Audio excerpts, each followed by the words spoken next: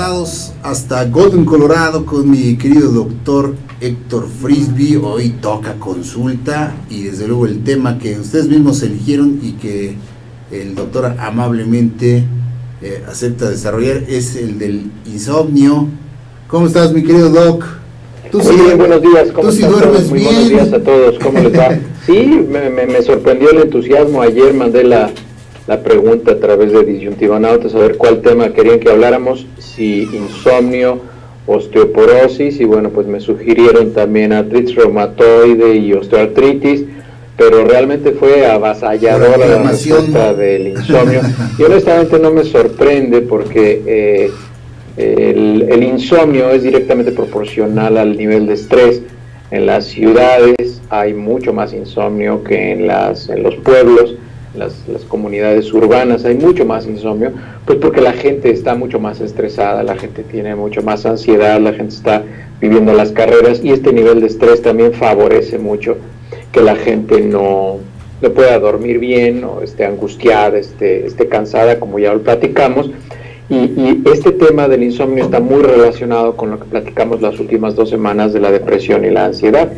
Incluso ya verán que dentro de la evaluación que se hace de los pacientes que tienen insomnio, el primer paso es hacer una evaluación psicológica, porque muchas veces lo más importante es identificar si no hay un problema de fondo, resolver el problema de fondo, porque el insomnio es simplemente una manifestación de algo que está mal, algo que no está funcionando apropiadamente. Nosotros tenemos que dormir, el dormir es una función normal del cuerpo, y si no podemos dormir, quiere decir que algo está mal, que algo no está funcionando. Entonces, es muy importante que tengamos una evaluación psicológica y todo esto. Pero primero vamos a empezar a platicar del tema. ¿Qué es el insomnio? O sea, ¿cuándo un paciente puede decir, sabes que yo tengo insomnio, yo no duermo bien y creo que tengo insomnio, creo que tengo que consultar al médico y tengo que ver si es que algo puedo hacer al respecto? El insomnio se define como la dificultad para iniciar el sueño. Son 4 puntos, son 4 características. Es un problema para iniciar el sueño, para poder dormir. Hay mucha gente que se acuesta en la cama y nada más está pensando y dándole vueltas y no puede dormir. La segunda es mantener el sueño, o sea, no dormirse y de repente despertarse. El tercer punto, que es parecido a mantener el sueño, pero es más bien poder ingresar a las etapas del sueño. El sueño tiene diferentes etapas y cuando llegamos a la etapa más profunda es una etapa en la cual nuestros ojos se mueven de manera muy rápida, y por eso, por sus iniciales en inglés, se llama sueño REM, que es Rapid Eye Movements. Entonces, si nosotros estamos viendo a una persona que está dormida, vemos que los ojos están moviéndose de un lado para otro, y eso significa que el paciente está en un sueño profundo. Esa etapa en la que nosotros pasamos ese momento en el que pasamos por las etapas del sueño se llama consolidación del sueño. Entonces es iniciar el sueño, poder mantenerlo, consolidarlo, y que esas 3 características del sueño, si nosotros logramos esas 3 características del sueño, que el sueño sea un sueño reparador, es decir, que el sueño tenga calidad, que el sueño nos sentamos frescos al día siguiente, tranquilos, que no despertemos con dolor de cabeza, cansados, con la garganta seca, porque estuvimos roncando, porque nos faltó el aire, en fin, todo este tipo de características. Esa es la 4ª característica de los pacientes que tienen insomnio. Todos estos 4 factores, cualquier alteración en uno de estos 4 factores que se evalúan en el sueño, esto causa una dificultad para funcionar al día siguiente, puede motivar que el paciente tenga la presión alta, puede mantener al paciente somnoliento. Desde luego esto reduce la capacidad para manejar, para pensar, para estudiar, para trabajar, para producir, y esto es un problema muy serio para la mayoría de las personas. Es un problema muy frecuente, más o menos como el 95% de las personas. Es prácticamente excepcional que una persona no haya tenido un periodo de insomnio por lo menos de 2 a 4 meses en su vida en la edad adulta. Si nosotros entrevistamos a personas de 30 años, el 95% van a referir haber tenido algún periodo de por lo menos 2 a 4 semanas en el cual no pudieron dormir. Y esto es muy importante que lo tengamos en consideración, porque muchas veces, si es algo transitorio, que es uno de los primeros pasos de la evaluación del insomnio, es ver si no hay factores de estrés agudos en ese momento que están causando que el paciente no pueda dormir. Todos los pacientes que llegan a la oficina y nos digan, ¿sabe qué? Yo creo que les digo, tienen que seguir ciertos pasos cuando nosotros vamos a hacer los estudios o vamos a hacer la evaluación del paciente. El primero, como les dije, hay que hacer una evaluación psicológica, e incluso si encontramos signos de alerta o alarma, hay que mandar al paciente a hacer una evaluación psiquiátrica y ver si es que no tiene algún problema de ansiedad, de depresión mayor, que no pueda funcionar y que necesite tratamiento con algún medicamento antidepresivo, y ya veremos que afortunadamente algunos medicamentos antidepresivos, el efecto secundario que tienen es que causan somnolencia y ayudan a que el paciente duerma. Entonces, además de que se trata la depresión, como ya lo platicamos la vez pasada, tomando el tratamiento por 2 a 3 semanas y empezando a sentirse mejor, el medicamento va a tener un efecto secundario que en este caso es positivo, no es un efecto secundario negativo. Entonces es muy bueno que nosotros hagamos una evaluación psicológica, eso es lo primero. La segunda es que hay que hacerle al paciente una prueba de sueño. La prueba de sueño es que se puede ir a la casa del paciente o el paciente puede ir a un sitio en donde se le hace una prueba de sueño, se le ponen diferentes monitores en diferentes partes del cuerpo. Una de las más importantes es medir los niveles de oxígeno para ver en cuántos momentos durante la noche, y eso lo platicamos en la plática que dimos en apnea del sueño, a ver cuántos momentos durante la noche el paciente estuvo en niveles de asfixia, que la concentración de oxígeno que el paciente tenía en sangre de 88%. En ese momento, bueno, pues nosotros estamos haciendo diagnóstico de que el paciente tiene un problema probablemente anatómico, probablemente de posición, probablemente de relajación, y eso no le está permitiendo que pueda inhalar aire o dormir y descansar y tener la cantidad de oxígeno suficiente para que descanse y se sienta muy bien. Y el tercer punto que es muy importante en la evaluación de un paciente con sueño, y esto lo pueden empezar a hacer todas las personas aquí que nos escuchan, lo pueden empezar a hacer ahorita, es llevar una bitácora del sueño. Cómprense una libretita, pongan la dieta, la fecha, estoy como tú, pongan la fecha y pongan ahí si durmieron o no durmieron bien. Es que también es muy bueno llevar una bitácora de dieta para bajar de peso, porque luego no nos damos cuenta de todas las cochinaditas que nos vamos comiendo durante el día y ganamos peso. Pero en este caso es una bitácora del sueño, tener una libretita y ponerle la hora ahí, a qué hora me acosté, y entonces ya, y te acuestas y ya dejas tu libreta a un lado, y al día siguiente en la mañana ves la hora y dices, a esta hora me desperté, me levanté 2 veces al baño, me siento descansado, me siento así, hacer una narrativa muy breve, como llevar un diario de qué fue cómo resultó ese sueño, o sea, cómo dormimos ese día y cómo nos sentimos después de esa noche, para ver si la calidad del sueño fue buena. Ya que todos los pacientes llegan, ya que las personas llegan a la oficina, nosotros tenemos que hacerle una historia médica, porque muchas veces los pacientes tienen alguna enfermedad que no ha sido diagnosticada. Muchas veces los pacientes llegan quejándose de insomnio, pero en realidad lo que tienen es hipertensión, o es diabetes, o es hipotiroidismo, o hipertiroidismo, o es, no sé, cualquier otro problema de salud, o es obesidad. Uno de los más frecuentes es obesidad. Los pacientes, cuando ganan peso de manera significativa, empiezan a dormir menos, porque la presión abdominal es muy importante. Pacientes que fuman ya tienen enfermedad pulmonar obstructiva crónica, o EPOC, como son las siglas.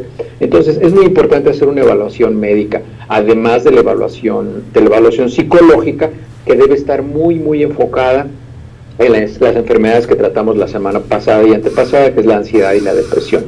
Hay que hacer una historia familiar, hay que preguntar esto, aunque es muy raro, es rarísimo. Hay una enfermedad que se llama insomnio familiar fatal. ¿Y por qué se llama así? Porque es una enfermedad muy rara en la cual el cerebro de las personas de repente ya no duerme, ya decide que no puede dormir o no quiere dormir. Entonces las personas pasan sin dormir 3, 4, 5, 6 días, hasta 2 o 3 semanas sin dormir. Entonces esto obviamente enferma a los pacientes. El no dormir es una tortura, una de las torturas más fuertes que se utilizaban o se utilizan en países como Estados Unidos, que no está permitido activamente golpear a las personas como método de tortura. Se utilizan métodos pasivos, como el no permitirle a la gente dormir. Entonces está una persona entrando a la habitación del detenido que tiene la policía, y tienen una lista de 15 preguntas, y entra una persona y le hace esas preguntas, esas 15 preguntas, y cuando termina se las vuelve a hacer y se las vuelve a hacer, y cuando se cansa esta persona se sale y entra otra persona y le hace las mismas 15 preguntas, y eso lo pueden hacer hasta por 2 o 3 días. sin dormir, le dan agua a la persona que está enfrente, le dan un poco de comida, pero obviamente a los 3 días ya tiene una fatiga impresionante, porque es una tortura no dormir. Entonces esta gente que está enferma de insomnio familiar fatal, esa gente se muere si no la tratamos. Entonces hay que darle tratamiento. Esa gente ya no puede andar como zombies, prácticamente no pueden dormir, y hay que tratarlo. Entonces es muy importante, y hay una prueba genética, ya se tiene identificado cuál es el gen del insomnio familiar fatal. Entonces se le hace una prueba genética al paciente, y si tiene el gen de la insomnio familiar fatal, porque pues bueno, la gente va a decir, ¿saben qué? Lo que pasa es que un tío que tenía, pues de repente ya no pudo dormir, y un día pues como que le dio un infarto y se murió. Y efectivamente los pacientes se mueren, pero las personas luego no saben qué fue lo que pasó. Entonces se hace una prueba genética. Como les decía, es muy raro, pero se tiene que hacer la prueba. Después hay que hacer lo que se llama en medicina una historia social. Eso es muy importante. Hay que ver si el insomnio es un insomnio crónico, que ya tiene más de 2 semanas, o si es un insomnio transitorio de duración corta, que habitualmente, como les decía, está relacionado con algún factor de estrés momentáneo. Entonces, bueno, pues digo, si es un problema financiero, normalmente toma mucho tiempo, entonces el paciente más bien necesitaría una terapia o un coaching o una ayuda de este tipo, pues para entender que pues va a tomar tiempo resolver el problema, que no va a ser algo sencillo, pero pues bueno, ayudarle a que pueda... Vitamina D. Sí, pues sí. Dinero, ¿no? Para ese tipo muchas veces lo que se hace con el paciente, se le da un medicamento de estos de los que platicamos la vez pasada, que se llaman estabilizadores del ánimo, o mood stabilizer, la fluoxetina, la paroxetina, todo este tipo de medicamentos que son los inhibidores de la recaptura de serotonina, y eso hace que el paciente tenga al menos una disposición, una perspectiva mucho más positiva de los problemas. Acordémonos, porque esto también es para mí, que el 80% del estrés con el que vivimos es autoinfligido, es algo que nosotros creamos, el 80%, el 20% nada más está en el ambiente. O sea, nadie nos ha dicho a nosotros que debemos de tener un estilo de vida tan caro y comprar las cosas que queremos comprar y tener esas presiones económicas. Nada nos obliga a eso. Somos nosotros los que nos vamos metiendo en esa espiral de estrés y nos vamos volviendo adictos a la adrenalina y al estrés. Y entonces cuando empezamos a tener un periodo de estabilidad, que ya empezamos a estar calmados, como que tenemos ansiedad porque necesitamos otra vez estar estresados. Y obviamente esto pues va a causar angustia, y esto no nos va a permitir dormir placenteramente. Si nos damos cuenta que el paciente tiene un insomnio crónico, que es más de 2 semanas, hay que ver, como les decía, si no tiene enfermedades crónicas, orgánicas o psicológicas o psiquiátricas, y hay que investigar muy bien. Otra vez regresamos a un punto, acuérdense que a este punto regresamos muy seguido: la utilización de alcohol, no más de 1 onza al día, el uso de cigarros, fumar, y la utilización de drogas, desde luego. Es muy importante. Los pacientes que utilizan alcohol de manera indiscriminada, que fuman o que utilizan drogas, desde luego van a tener alteraciones del sueño, y esto hay que atenderlo, y hay que darles tratamiento de adicciones a los pacientes, y hay que recomendarles consumir una cantidad apropiada de alcohol, desde luego no fumar y pues no consumir drogas. Hay algunos medicamentos que se utilizan para el tratamiento de algunas enfermedades que causan insomnio.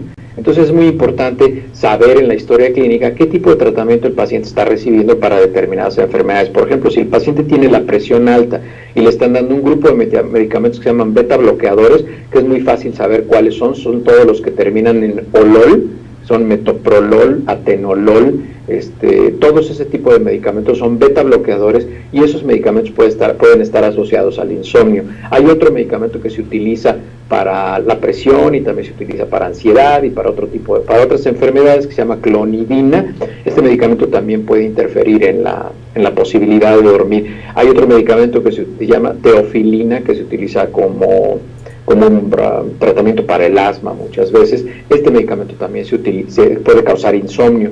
El otro grupo de medicamentos son algunos antidepresivos. Es curioso porque algunos antidepresivos, su efecto secundario es causar sueño, y algunos otros antidepresivos lo que hacen es que causan insomnio. Entonces hay que saber bien qué medicamento está tomando. Algunos descongestionantes de la nariz causan también insomnio. Algunos, obviamente, los estimulantes cerebrales, los medicamentos que se utilizan para para la enfermedad de hiperactividad del adulto o hiperactividad en los niños. Estos medicamentos desde luego causan insomnio, entonces por eso hay que tomar esos medicamentos más bien lejos de la hora de acostarse para que las personas puedan tener un sueño reparador. Y hay muchos, en esto quiero que tengan muy pendiente las personas. Hay muchas personas que están tomando remedios naturistas o remedios herbolarios o remedios de todo este tipo, naturales y orgánicos y todas estas ondas así medio místicas que a algunas personas les gustan. Y bueno, pues algunas hierbas causan ansiedad, algunas hierbas causan alteraciones del estado de ánimo, y muchas veces suspendiendo todos los suplementos, la persona empieza a dormir. Si una persona no está enferma y no está tomando medicamentos para tiroides, para la hipertensión, para la diabetes, para el cáncer o alguna enfermedad así, siempre la recomendación es suspenda todos los suplementos que esté tomando, todas las vitaminas, todas las hierbas, todo lo que está haciendo, suspéndalo y vamos a ver cómo reacciona. Y muchas veces los pacientes únicamente con esa simple estrategia dicen, ay, ¿sabe qué? Pues sí estoy durmiendo mejor, ya me dejé de tomar las pastillas esas que me compré en el Metro Insurgentes, que eran muy buenas con la concentración, que era hierba de la mano santa y del pie sagrado y del no sé qué tantas cosas, y en ese momento empiezan a dormir mágicamente mucho mejor. Entonces, pues nosotros no sabemos qué es lo que contienen estos remedios herbolarios, como lo platicamos, son sustancias, son productos no regulados por la COFEPRIS. La única manera en la que investigan ese producto es si hay una denuncia en contra, pero habitualmente son productos que son utilizados, son catalogados como suplementos alimenticios y pues no requieren ninguna aprobación como la rigurosa aprobación que se hace para los medicamentos. Dentro de cuando los pacientes nos vienen a ver, les decía, tenemos que hacer un examen físico, tenemos que revisar al paciente, tenemos que ver cómo se ve el paciente. Una de las exploraciones más importantes es revisar la cabeza y el cuello. Tenemos que ver, hay una clasificación para ver cómo el paciente abre la boca. Eso se llama clasificación de Malampati y son 4 grados. Nosotros tenemos que ver si cuando le pedimos al paciente que abra la boca somos capaces de ver la pared posterior de la laringe y la campanilla, porque hay gente que le dices abre la boca y nada más le hacen así, nada más se les ve la lengua y no se alcanza a ver nada. Entonces esos pacientes seguro van a roncar en la noche, y una de las razones por las que más frecuente se hacen esta evaluación, la evaluación de Malampati, y se clasifica al paciente, es porque necesitamos saber si va a ser difícil intubarlo, si es que hay necesidad de intubarlo para pasarlo a terapia intensiva o algún servicio de esto. Por eso el doctor Malampati inventó la clasificación de cuánto el paciente abría la boca, y vio la relación que había entre no poder abrir bien la boca y la dificultad para poder intubarlo, las complicaciones respiratorias del paciente. Eso es muy importante hacerlo. También hay otro signo neurológico que tenemos que preguntarle al paciente, o probablemente a las personas que duermen con el paciente. Hay algo que se llama el síndrome de las piernas inquietas. Hay pacientes que se acuestan a dormir y tienen que estar moviendo las piernas, tienen que estar como pegando, como pataleando, como que están ansiosos, como que brincan en la cama. Eso se llama el síndrome de las piernas inquietas o Restless Leg Syndrome, y eso tiene tratamiento. Hay que darle tratamiento a los pacientes. Eso muchas veces lo sabemos durante la historia clínica y hablando con los familiares, o eso también se ve durante la prueba del sueño, porque el paciente se le da un medicamento para que duerma y nosotros observamos y empezamos a ver que el paciente empieza como a patear, como a pelearse, como a mover las piernas, y eso es algo que está reconocido como una enfermedad que les digo se llama el síndrome de las piernas inquietas. Y hay que ver si el paciente no tiene síntomas de dificultad respiratoria durante el día. Si el paciente le cuesta trabajo respirar durante el día, si se fatiga con facilidad porque está obeso, porque tiene enfermedades del corazón, porque tiene una enfermedad pulmonar obstructiva crónica o por cualquier cosa pues desde luego esa persona va a tener problemas para dormir en la noche porque no le va a llegar el oxígeno. Entonces, por lo que todo les he dicho, se podrán dar cuenta que el diagnóstico del insomnio es clínico, no hay exámenes de laboratorio ni nada de esto. Nosotros incluso sin un estudio del sueño podríamos hacer el diagnóstico de presunción de insomnio, lo confirmamos con el estudio del sueño, pero el diagnóstico es básicamente clínico. Los estudios de laboratorio y el análisis del sueño solamente confirman nuestras sospechas. Hay que, en la exploración física que nosotros hacemos con los pacientes también, les medimos el oxígeno, que no baje por abajo de 88, hay que revisar el diario del sueño, como les decía, la vitamina que el paciente lleva cómo ha dormido y cuántas horas durmió y cómo se sintió al día siguiente. Nosotros lo tenemos que leer, tenemos que documentarlo y darnos cuenta de qué es lo que el paciente está presentando. Si me quieres interrumpir en cualquier momento, Jorge, con preguntas, está perfecto, si no, yo me sigo hablando y puedo seguirme hablando un buen rato. Sí, no te preocupes.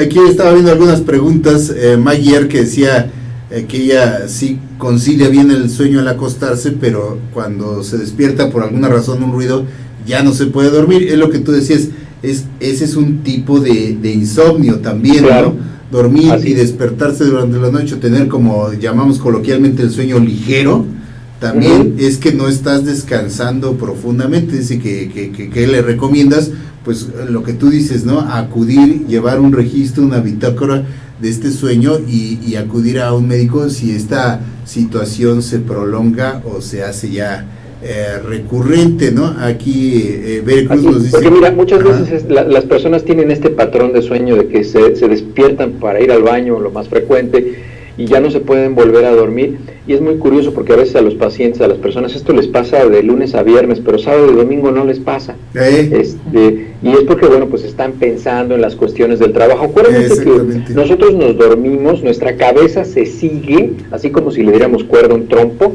y lo tiráramos al piso, nuestra cabeza se sigue pensando lo que vimos, lo que vivimos, lo que observamos y lo que oímos las últimas 2 horas antes de irnos a la cama.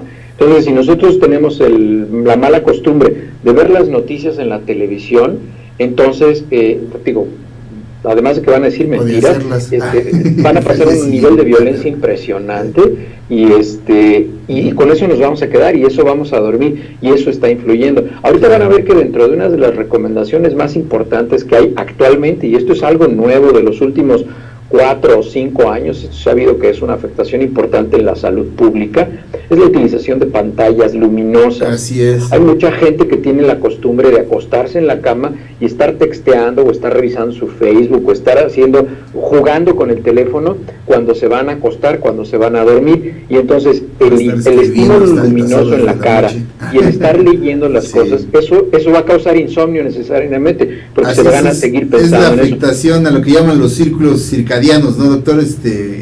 Que necesitan precisamente todos los seres vivos. La oscuridad, ¿no? Del día y la oscuridad para completar los procesos biológicos durante el día. Así es. Mira, la recomendación es que el cargador del teléfono esté por lo menos a 3 metros de distancia de la cama, no porque las ondas electromagnéticas causen cáncer y porque los chakras se desalinean y todas esas cosas que dice mucha gente. No, simplemente es porque no vas a poder dormir, porque vas a tener la tentación de la cochinada, es vibrando o sonando o echando luz toda la noche. La recomendación es que esté a 3 metros y de preferencia apagado. Créanme que el mundo va a seguir funcionando si ustedes no checan su Facebook. Si alguien se va a morir, ustedes no tienen el poder del Espíritu Santo para impedirlo. Si alguien está en los separos de la policía, créanme que no lo van a poder sacar hasta la mañana siguiente. No hay nada que puedan resolver sino hasta la mañana siguiente. Entonces, pongan su teléfono de preferencia apagado y a 3 metros de distancia. Pero hay gente que se duerme con el teléfono abajo de la almohada. O con la tele prendida, ¿no? O con la televisión prendida. Y entonces, el no observar pantallas electrónicas por lo menos 4 horas antes de irnos a la cama es altamente recomendado. Lean, acuérdense, México es un país en el que la gente no lee. Y la gente exitosa, los directores de las compañías, por ejemplo, el señor, el dueño de Berkshire Hathaway, ¿cómo se llama este viejito? No me acuerdo cómo se llama, uno de los tipos más ricos aquí en Estados Unidos, ahorita me voy a acordar, Warren Buffett, él lee 60 libros al año, entonces, eso es lo que marca la diferencia. Créanme, empiecen a tener la disciplina de leer libros, no el libro vaquero, pero de leer libros que valgan la pena, y van a ver cómo su nivel intelectual empieza a ascender, y ustedes van a tener una actitud. Es mágica la manera en la que funciona el poder de la información y de la educación. La educación es fundamental, y la educación no es la que nos dan en la escuela, eso es instrucción. La educación es la que nosotros adquirimos por gusto. Entonces, oye, el promedio, entonces, digamos, de un sueño saludable está muy establecido, son 8 horas, ¿no? De 6 a 8 horas. Exactamente, es lo que te iba a decir. Hay gente que requiere, digamos, menos horas de sueño al día. Yo, por ejemplo, tu servidor acostumbro a dormir 4 horas, ¿no? En la noche. Es lo porque roncas, porque tienes apnea del sueño, esto ya lo hemos platicado. Entonces, el día que tú resuelves tu problema de apnea del sueño, que probablemente empieces a utilizar una máscara con presión positiva de oxígeno constante, claro, que probablemente te den un medicamento, probablemente hagas un poco de ejercicio.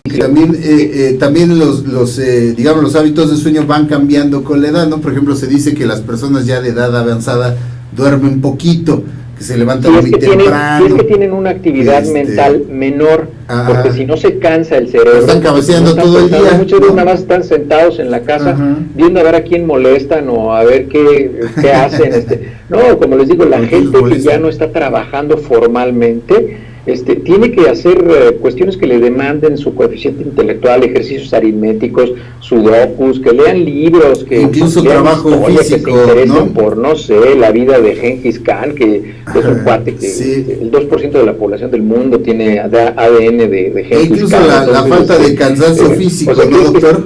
Cosas que los apasionense con algo que les demande su mente y van a ver que duermen a todo dar. Pero el problema es que cuando la gente está en ocio, cuando la gente no tiene alguna actividad mental o ya no está haciendo nada, pues se está como pajaritos, se duermen 5 o 6 siestas durante el día, claro, y obviamente en la noche pues no duermen de manera continua o constante. Sí, caminar, hacer algún tipo de ejercicio también para tener cierto cansancio físico es lo recomendable, ¿no? Hay que hacer ejercicio, pero hay que hacerlo hasta 6 horas antes de irse a la cama. Claro. Si ustedes salen a correr o andan en bicicleta o hacen caminadora o escaladora o cualquier tipo de ejercicio que quieran hacer, eso les va a generar una cantidad de energía muy importante y no les va a permitir dormir. Entonces procuren hacer ese ejercicio. Si no se puede en la mañana, pues háganlo en la mitad del día para que eso les dé un cansancio físico y puedan dormir. Los test, doctor, dice el tomar test durante el día, la pasiflorina, el tila,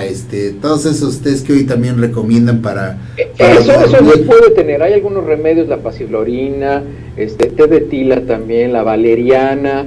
Es muy fácil reconocer la valeriana porque apesta como guarache mojado, entonces si les venden pastillas de valeriana que no huelen feo, pues no es valeriana, es puro polvo ahí.